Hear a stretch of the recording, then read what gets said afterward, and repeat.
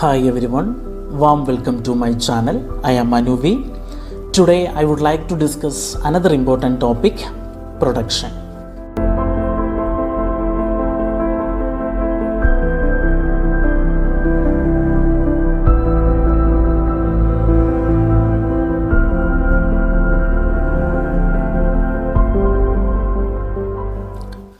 Production is a process of value adding. It is also defined as transformation of inputs into output. And value is added by creating time, form, and place utility. And factors of production. The inputs that a firm uses in the production process are called factors of production. And it includes factor inputs and non-factor inputs. First, factor inputs. These factors include factors of production such as land, labor, capital, and entrepreneurs. The prices of these factors are rent, wage, interest, and profit respectively. And the given factor inputs are further classified as fixed inputs and variable inputs. Fixed inputs are the inputs which do not change with a change in output. For example, land and machine. And variable inputs are the inputs which change with a change in the level of output. For example, casual labor. And non-factor inputs include raw materials and fuels. And the concept of time period in production. Normally, time period is categorized as market period, short period, and long period. Market period or very short period. It is the period of time during which factors of production cannot be changed at all. Subsequently, production is not affected in the market period. And short period is a time period in which the producer can change only the variable factors while the fixed factors remain constant. So, production can be affected up to a certain extent only.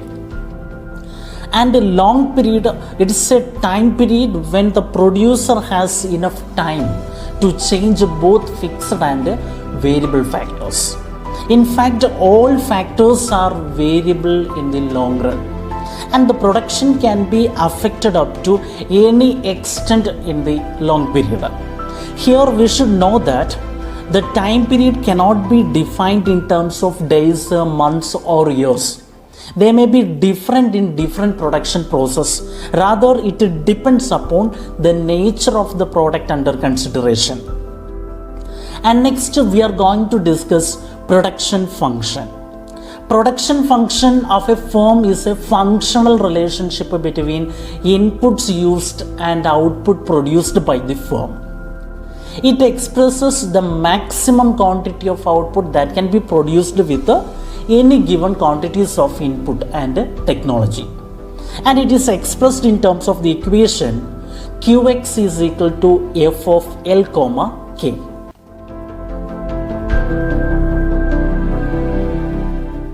And the production function can be further classified as short-run production function and long-run production function. First, short-run production function. It relates to short-run and is expressed as Qx is equal to F of L, K bar, where L is the variable factor and K bar is the fixed factor. And long-run production function. It relates to long run or production in the long run and is expressed as Qx is equal to F of L, K, where L and K both are variable factors. Next, concepts of average, marginal, and total products. First, average product. It is also known as average physical product. So, average product or average physical product. It is the output produced per unit of a variable input, and this can be found out by dividing total product by the amount of variable input used to produce that commodity. For example, 4 units of labor input produce 160 units of output. So the average product of labor is 40 units of output per worker at that level of employment. In a more general way, we may express average product of labor, that is APL, is equal to Q divided by L, where APL is equal to average product of labor and Q is the total output or total product and L is the amount of labor. The fourth column in the table shows the average product of labor.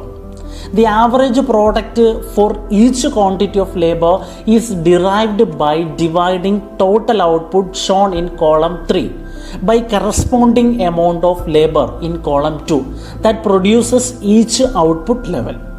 In our illustration, the average product of labor increases initially, but when labor input exceeds 4 units, it tends to fall. And marginal product or marginal physical product. It is the addition made to total product through the employment of an additional unit of a variable input, keeping all other inputs constant. And marginal product is derived from the total product. For example, with the capital fixed at 5 units, when the amount of labor increases from 3 to 4 units, total output rises from 120 to 160 units or by 40 units. So the marginal product of labor when 4th units of labor input is employed is 40 units of output. Here marginal product of labor MPL is equal to delta Q divided by delta L, that is change in output divided by change in labor unit, or MP is equal to TPN minus TPN minus 1, that is marginal product is equal to total product in the n period minus total product in the n minus 1 period, where MPL is equal to marginal product of labor, delta Q is equal to change in output, delta L is equal to change in labor unit. And total product or total physical product.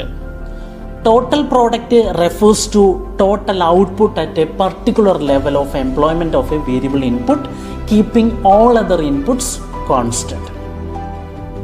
See, in the table, the 5th column shows the marginal product of labor. It may be noted that, like the average product, the marginal product increases initially and then falls and finally becomes negative. In the present example, the marginal product of labor becomes negative when labor input exceeds 8 units.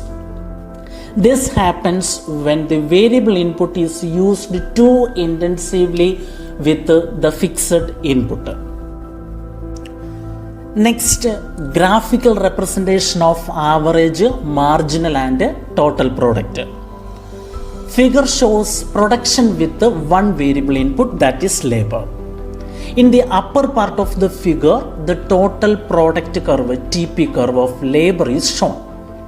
The lower part of the figure shows how average product curve of a labor and marginal product curve of a labor are obtained with the help of information contained in the upper part. Please listen carefully. The total product curve shown in the figure indicates how the total product varies with the quantity of labor input used. And the first total output increases at an increasing rate up to point E as more labor is used. And point E is the point of inflection, because at point E, total product stops increasing at an increasing rate and begins increasing at a decreasing rate. Total product reaches a maximum at 224 units when 7 units of labor inputs are used. And the use of an additional unit of labor input at this stage does not lead to any increase in total product. And beyond this point, further use of labor input results in a fall in total product. That portion of total product curve is shown by dashed segment, which indicates a decline in output as a result of increased employment of labor. And in figure A, when labor input is expanded beyond 8 unit, output falls, which means that production is not technically efficient and is thus not a part of the production function. And figure B shows the average and marginal product curves for labor. Here the units of the vertical axis have been changed from output per period of time to output per unit of labor. And hence average product and marginal product curves measure the output per unit of labor. It may be noted that as the use of labor input increases, initially the marginal product of labor increases, reaches a maximum at 3 units of labor and then declines. The marginal product of labor in our example becomes 0 at 8 units of labor and thereafter turns negative. However, technical efficiency rules out the possibility of negative marginal products and is therefore not a part of the production function. The average product of labor also increases initially, reaches a maximum at 4 units of labor input and then declines. Next, relationship between marginal product and average product curves. Let us now consider the relationship between the marginal and average product curves. When marginal product increases, average product also increases, though at a lower rate than that of the marginal product. It is important to note in this context that even when marginal product starts declining but remains greater than average product, the latter shows a tendency to increase. When the average product is maximum, the marginal product is equal to it. This is the reason why the marginal product curve intersects the average product curve at its highest point. Beyond this point, when the marginal product declines, it also pulls down the average product. However, the rate of decline in the average product is less than that of the marginal product.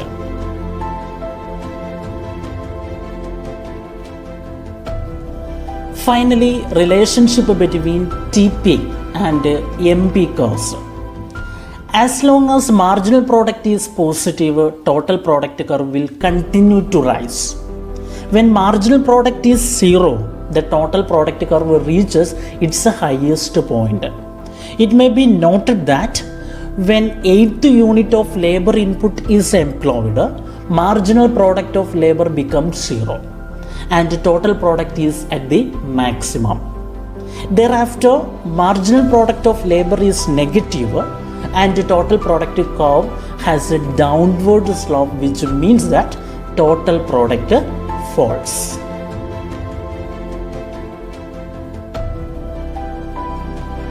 Happy learning, folks. Thank you.